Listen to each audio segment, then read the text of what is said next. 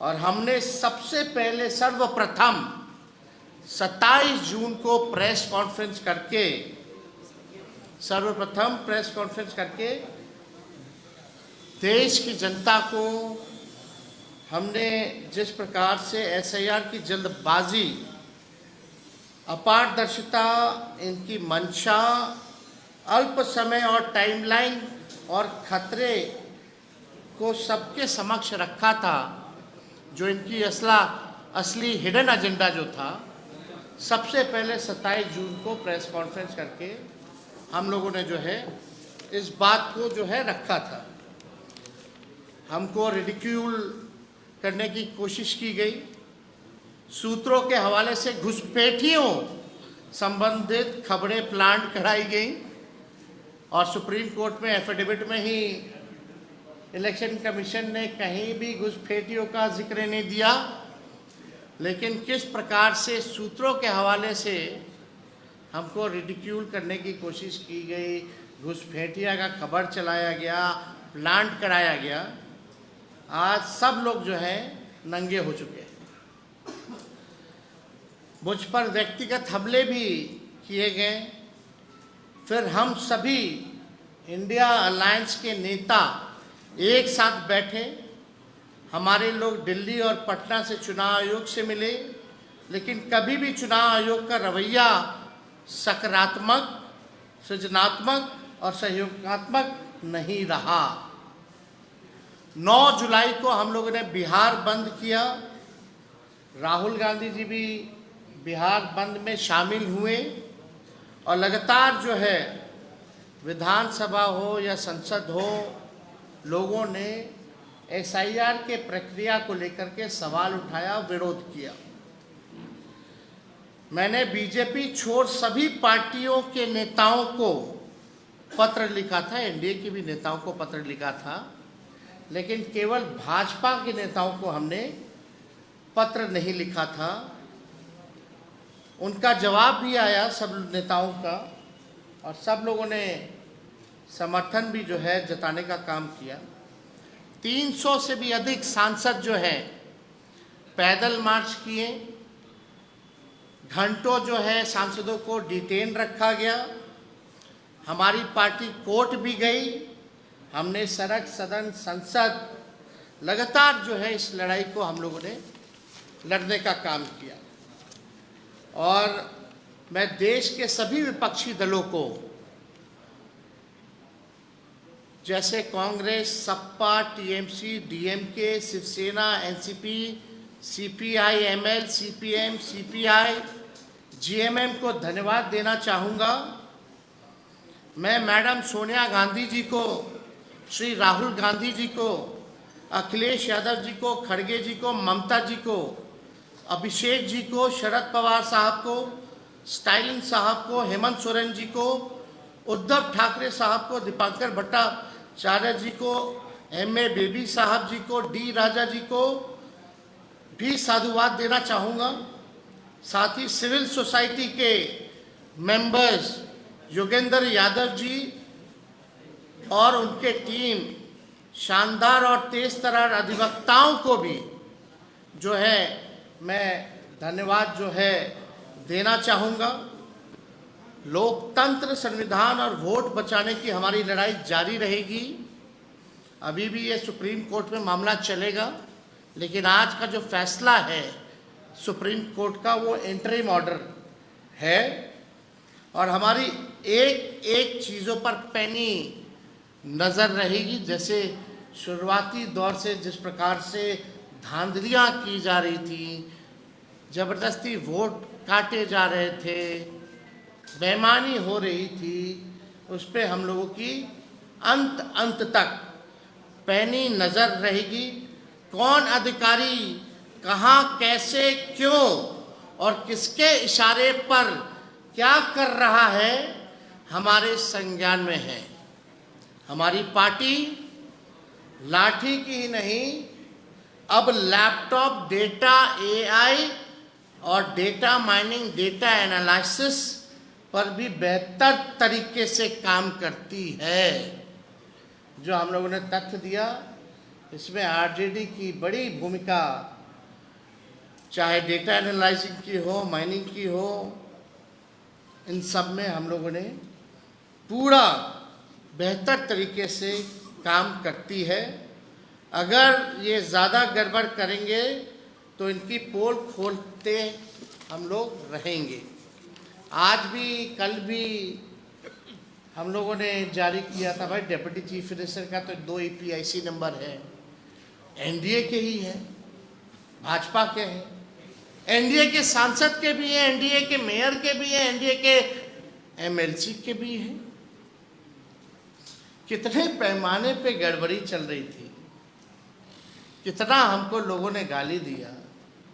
और आश्चर्य की बात है, चुनाव आयोग चुप रहे।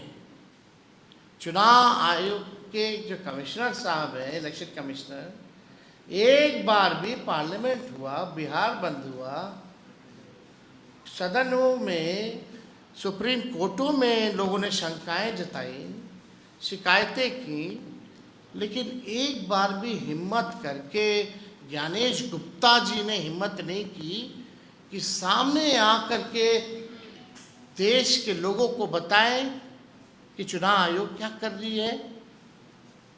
क्या विपक्ष के लोगों ने, कई ईमानदार पत्रकारों ने जो इस पे काम किया है,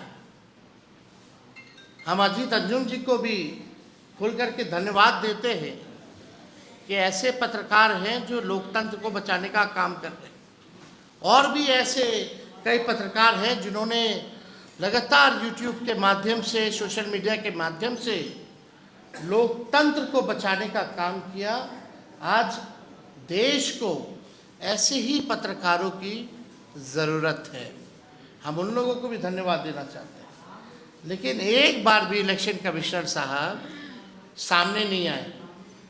अब इंटरिम ऑर्डर के बाद तो कुछ तो शर्म करके आना चाहिए और बताना चाहिए। लेकिन जैसा रवैया लगता है कि वो अभी भी, इसके बाद भी प्रेस मीडिया के सामने, देश के सामने अब आने की हिम्मत नहीं करेंगे। तो हम लोगों ने ख़ास तौर पे 27 तारीख से ही, जब आनन फानन में 25 जून को जो इसका नोटिफिकेशन आया था, तभी इनके षड्यंत्र को हम लोग समझ गए थे। और 27 जून से लगातार आप लोगों के बीच हमने एक बार जो है प्रेस कॉन्फ्रेंस किया। हमारे महागठबंधन इंडिया अलायंस के लोगों ने प्रेस कॉन्फ्रेंस किया और बड़े मुखरता से सभी विपक्ष के साथियों ने साथ दिया और लड़ाई लड़ी। और जो देशवासियों ने विश्वास जताया, उन सबको पुनः हम दिल से जो है धन्यवाद देते हैं। और लड़ाई अभी ख़त्म नहीं हुई है। हम लोग सब लोग समझते हैं इनके डिज़ाइन को, जो मोदी जी, शाह जी करना चाहते हैं। आप बताओ, गुजराती भी बिहार का वोटर बन रहा है, 1 साल वहाँ वोट दिया और 1 साल यहाँ वोट देगा, फिर कटवा के कहाँ वोट देगा, यानी 5 साल में कितना बार वोट देंगे भगवान ही जाता है। बिकू भाई, ऐसा स्थिति तो नहीं होना चाहिए। कौन सा नया नया तरीका सिखा रहे हैं भाई आप समाज को? पैमाने का अलग पैमाना है। तो हम लोग इनके डिज़ाइन को समझते हैं और ज़मीनी स्तर पे या आने वाले समय में भाजपा क्या करने जा रही है और इनके चहेते अधिकारी क्या कर रहे हैं। ये बिहार है, तेजस्वी सबको समझता है, हम बिहारी हैं। और आप लोगों ने देखा होगा, एक बिहारी सब पर भारी। और यही आज सुप्रीम कोर्ट के एंट्री ऑर्डर पर मोहर हम लोगों के बातों पर लगी है। इसलिए ये लोग सोचते हैं कि बिहार को अगर लोकतंत्र की जो जननी है, वहाँ से अगर लोकतंत्र को ख़त्म कर देंगे तो आप देख सकते हैं बिहारी की क्या ताकत है। अगर एक बिहारी खड़ा हो जाए तो ये लोग कहीं जो देश के संविधान को, लोकतंत्र को, भाईचारे को खतरे में डाल रहे हैं, हरगिज़ नहीं होने दिया जाएगा। चाहे तेजस्वी को गाली दो, मीडिया ट्रायल कराओ या कोई भी काम कीजिए, आपके षड्यंत्र को इस बिहार की धरती से हम उजागर करेंगे और आपको नंगे पांव इस बार वापस भेजेंगे। और इस बार आने वाला जो चुनाव होगा, इसमें एनडीए की करारी हार होने वाली है। इन लोगों ने जितना हमारे वोटरों को, जितने बिहार के मतदाताओं को, चाहे कोई समाज के हों, कोई धर्म के हों, कोई वर्ग के हों, सब बिहारी अब एक हो गया है और इनको करारा जवाब देने के लिए तैयार है। और कोई आप लोगों का सवाल होगा तो पूछ सकते हैं।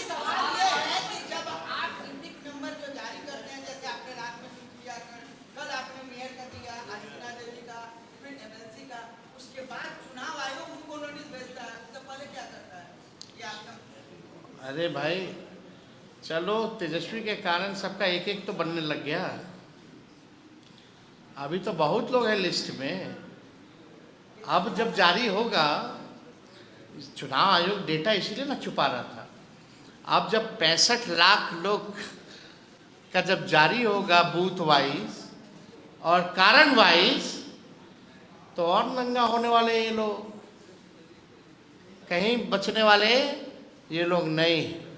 हमने वादा किया था कि किसी भी बिहार के लोगों का मतदाता जो है, किसी का नाम नहीं कटने दिया जाएगा। उस काम में हम लगे हैं और हम लोग किसी भी कीमत पर जो जेन्युइन बिहार के लोग हैं उनका नाम कटने नहीं देंगे। लेकिन आश्चर्य की बात है, ये तो गुजरात से लोग घुसपैठी आ गया है। ये तो सबूत है ना, कहीं और का तो आया नहीं आया, लेकिन गुजरात के घुसपैठी जरूर आ गए हैं बिहार में। और कोई सवाल?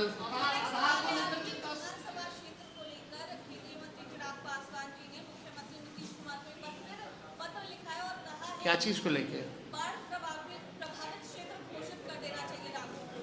हमने बहुत पहले ही लिखा है।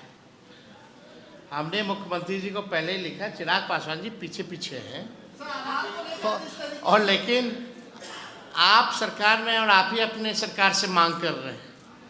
अद्भुत है।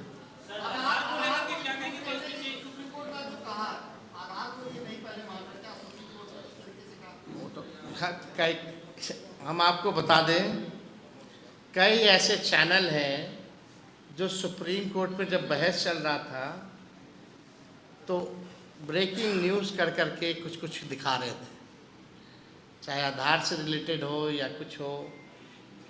विपक्ष को गलत ठहराया जा रहा था। आज क्या हो गया आदेश में? अब वैसे न्यूज़ चैनल अपना मुंह दिखाने लायक रहेंगे क्या, जो किसी के प्रोपेगेंडा और एजेंडा पे काम करते हैं? भारी भारी विद्वान सब बैठा हुआ है।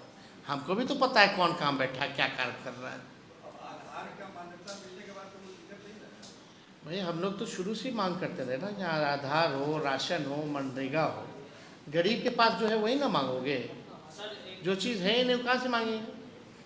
आप अपने ही इलाके चले जाइएगा तो देखिए ना, बाढ़ आया हुआ, जा करके वहाँ कागज देखिएगा कि अपना जान बचाइए।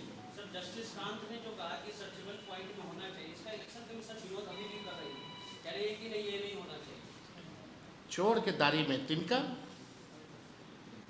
आपने नाम काटा है, कुछ भी है तो आप दिखाओ ना, कारण बताओ ना। और वेबसाइट पे जो पहले अपलोड किया था, बाद में इमेज फॉर्मेट पे कर दिया गया, उसको भी हैवी फाइल कर दिया गया, ताकि सच को छुपाने का प्रयास किया गया। चुनाव कमीशन जान रहा था कि गलती कर रहा है, जबरदस्ती बीएलओ से फॉर्म भरवा रहा है, एक जगह बैठ करके अपने साइन कर रहा है, जमा कर रहा है। तो आगे सर आप लोग कहिए कि वीवीपैट और इलेक्शन कमीशन का जो हम लोगों की मांग क्या चीज़ भाई, ठीक है एसआईआर कर रहे हैं, ठीक है। हमारा तो सवाल डॉक्यूमेंट और टाइमिंग को लेकर के था, जो पलायन किए थे उनको लेकर के था। आज उसमें सुप्रीम कोर्ट ने आदेश में दे दिया है, और अब पब्लिक डोमेन में जब आ जाएगा सब चीज़, तो दूध का दूध और पानी का पानी होगा। हम लोग और नज़र रखेंगे कहाँ गड़बड़ियाँ हुई हैं, देखेंगे कोई जेन्युइन वोटर का ना कटे।